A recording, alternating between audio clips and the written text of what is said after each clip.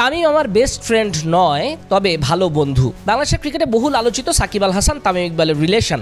সাকিব ও তামিম সম্পর্ক ছাপিয়ে একসময় বন্ধু ছিলেন, সময়ের ব্যবধানে এখন ফাটল ধরেছে। তবে সেই পুরনো সম্পর্ক মাঝে মধ্যেই ভালোভাবেও ধরা দেয়। দুজনকে মিডিয়া অনেক সময় শত্রু হিসেবেও গণ্য করে। ক্যারিয়ারের শুরুর দিকে একটা বড় সময় পর্যন্ত সাকিব তামিম ছিলেন একজন আরেকজনের কলিজা। সাকিব তার সাক্ষাৎকারে বলেও দিয়েছিলেন তামিম তার সবচেয়ে ভালো বন্ধু। তবে সময়ের পালাক্রমে এই বন্ধুত্ব দ্বন্দ্বেও রূপ নেয়। তামিমকেও প্রেস কনফারেন্স করতে হয়েছে, সাকিবকেও টিভি ইন্টারভিউতে বলতে হয়েছে রেশারেশির গল্প। তবে তামিম যখন হসপিটালাইজ ছিলেন তখন হাসপাতালে তামিমকে দেখতে সাকিবের বাবা মাসরুর রেজা ও মা শিরিন শারমিন গিয়েছিলেন। সাকিব পাঠিয়েছিলেন তার মা বাবাকে।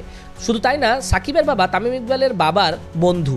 দেশে না থাকলেও তাদের মাধ্যমে তামিমের দ্রুত সুস্থতা কামনা করেছিলেন সাকিব। তামিমও সুস্থ হয়ে সাকিবকে ধন্যবাদও জানিয়েছিলেন। সম্প্রতি যুক্তরাষ্ট্রে একটা অনুষ্ঠানে তামিমের সঙ্গে সম্পর্ক নিয়ে সাকিব বলেন, অনূর্ধ্ব 19 থেকে আমি, তামিম আর মুশফিক ভাই একসঙ্গে খেলেছি। আমরা 20-25 বছর ক্রিকেট খেলেছি, অনেক ঘনিষ্ঠ। সেদিক থেকে আমি বলবো আমরা ক্রিকেটে সবচেয়ে বেশি সময় একসাথে কাটিয়েছি। তারাও আমার ভালো বন্ধু। এই বয়সে সাকিবের উপলব্ধি বেস্ট ফ্রেন্ড বলে কিছুই নেই। কাউকে আপনার বেস্ট ফ্রেন্ড বানানো কঠিন, ক্রিকেটের বাইরে আপনার বেস্ট ফ্রেন্ড বানানো উচিত। ক্রিকেটে আমার অনেক ভালো বন্ধু আছে, কিন্তু ক্রিকেটের বাইরে আমার এমন বিশ্বস্ত বন্ধু কমই আছে যাদের আমি বিশ্বাস করতে পারি। এই বয়সে আমি একটা জিনিস বুঝতে পেরেছি, তা হচ্ছে বেস্ট ফ্রেন্ড বলে কিছু নেই। যে বন্ধুকে আপনি বিশ্বাস করতে পারেন সেই আপনার বেস্ট ফ্রেন্ড।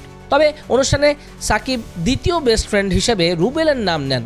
সেখানে একজন জানতে চান আপনার প্রথম নয় দ্বিতীয় বেস্ট ফ্রেন্ডকে। তখন সাকিব উত্তর দেন বাংলাদেশের পেসার রুবেল হোসেন। বলেন, রুবেলের সঙ্গে দারুণ সময় কেটেছে। ক্রিকেটের বাইরে আমি রুবেল, তাসকিন অনেক মজা করি। আমার বন্ধু তালিকায় রুবেলও আছে, তাসকিনও আছে। সাকিব এখন আন্তর্জাতিক ক্রিকেটের বাইরে, রাজনৈতিক সমস্যার কারণে তার দলের ঢোকা হচ্ছে না। তবে সাকিব ভক্তরা আশাবাদী, শিগগিরই সাকিব সবকিছু কাটিয়ে উঠবেন দেশের পরিস্থিতি ভালো হলে।